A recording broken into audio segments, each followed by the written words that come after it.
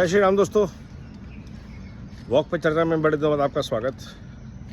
बहुत दिन से पूरी दुनिया डोनाल्ड जे ट्रंप की हरकतें देख रही थी। मुझे कालीन भैया याद आ गए, मिर्ज़ापुर वाले।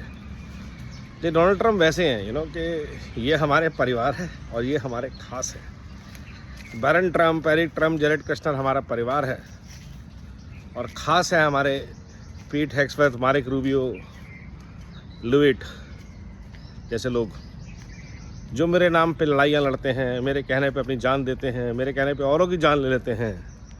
लेकिन व्यापार जो है, कट्टे का कारोबार, ये हमारे एरिक, बैरन और जेरेड संभालते हैं।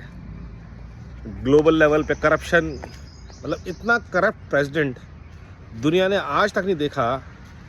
जो पाकिस्तान से क्रिप्टो डील करता है अपने परिवार के नाम पे, पाकिस्तान से माइनिंग डिपॉजिट्स की डील करता है अपने परिवार के लिए, बोर्ड ऑफ पीस बनाता है अपने परिवार के लिए मिडल ईस्ट में, और सारी डील में उसके दामाद, उसका बेटा पैसे पीट रहे हैं और यूएस की एडमिनिस्ट्रेशन, यूएस की फोर्सेस, उनके एलाइज लगे हुए हैं कीमत चुकाने में।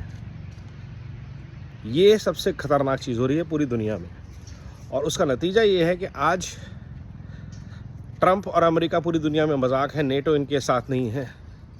मिडल ईस्ट कंट्रीज़ जो हैं वो इनको यूज़ कर रही हैं एज गन फॉर हायर, और या उसको आउटसोर्स कर रहे हैं पाकिस्तान को कि भैया मैंने मिडल ईस्ट को बचाने का कॉन्ट्रैक्ट लिया 6 बिलियन में और 3 बिलियन में मैं उसे आउटसोर्स कर दिया पाकिस्तान को। ये डील चल रही है और पाकिस्तान उसके लिए हथियार खरीदेगा अमेरिका और इजराइल से मिडल ईस्ट को बचाने के लिए। And everybody is happy that, जिसे आर्म्स लेंथ कहते हैं, कि if Pakistan goes rogue we will bank them along with Iran. और पाकिस्तान इसमें खुश है कि हमारे को भैया 2-4 साल के लिए कटोरे का इंतजाम हो गया हमारे। और हमारा क्या है, हम हर बात पे कश्मीर पे अटैक कर देंगे, इंडिया में बम मार देंगे। So look at the end, they say that global forces, tariff war, nothing. This is pure business. Cuba पे अटैक कर देंगे, ग्रीनलैंड पे अटैक कर देंगे, that's US for you.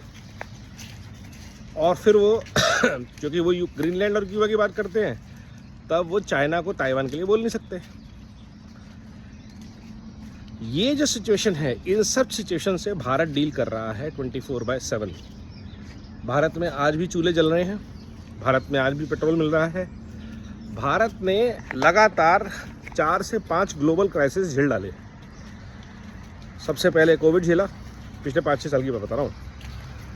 Russia Ukraine war झेली, इंडिया पाकिस्तान वॉर झेली, ये वॉर झेली, और भारत मजबूती से आगे बढ़ रहा है। भारत प्रोएक्टिव तरीके से आगे बढ़ रहा है। भारत लॉन्ग टर्म रिलेशनशिप्स को बिल्ड कर रहा है, ट्रस्ट कर रहा है, जैसे with Russia and with Israel, क्योंकि बाकी सारे अनप्रेडिक्टेबल हैं, नॉन ट्रस्टवर्दी हैं। और ये भारत की बहुत अच्छी कूटनीतिक जीत है कि चाहे ब्रिक्स हो, चाहे ग्लोबल साउथ हो, हर जगह हर कोई, चाहे क्वाड भी हो, भारत से कोई बिगाड़ के आगे नहीं बढ़ना चाह रहा, चाहे वो ईरान हो, चाहे सऊदी हो, चाहे इजराइल हो। ये बहुत बड़ी कूटनीतिक जीत है, क्योंकि भारत को पता है, और मोदी जी को तो खास तौर पे पता है क्योंकि वो गुजराती है, कि सब धंधा है। कोई किसी को किसी की नहीं पड़ी है। जितने यूएस ने ईरान में लोग मार दिए, ईरान ने पूरी दुनिया में लड़ाइयाँ करवा दी, टेररिस्ट को सपोर्ट कर दिया पाकिस्तान में, पाकिस्तान ने जितने अफगानिस्तान में मार दिए। और ये सारा किस लिए हो रहा है? धंधे के लिए, रिसोर्सेज के लिए लड़ाई हो रही है। किसी को बैटरीज के लिए रिसोर्सेज चाहिए, किसी को एआई के लिए रिसोर्सेज चाहिए, किसी के लिए फंड्स चाहिए, और ट्रंप को तो सिर्फ एक ही चीज़ चाहिए, business empire, Trump empire, Trump empire. McDonald की तरह जिस कंट्री में ट्रंप टावर होगा वो 2 कंट्रीज आपस में लड़ेंगी नहीं। ये विजन है उस आदमी का। जहाँ पे मेरे गोल्फ कोर्स होंगे, आपस में कभी लड़ेंगे नहीं। तो ये गाज़ा में क्या करना है शांति के लिए?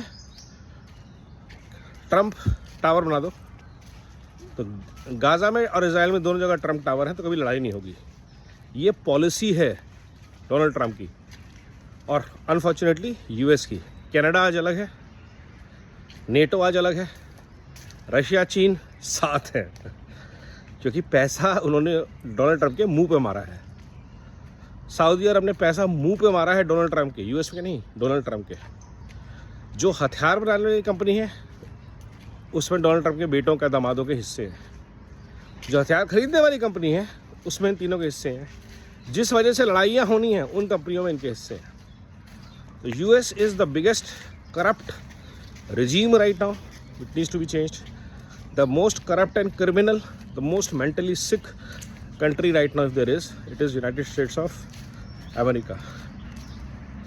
This is the reality, and this is the reality that we are facing today. और इन सब के बावजूद भारत आगे बढ़ रहा है, ज़ोर शोर से बढ़ रहा है, डिटर्मिनेशन के साथ बढ़ रहा है।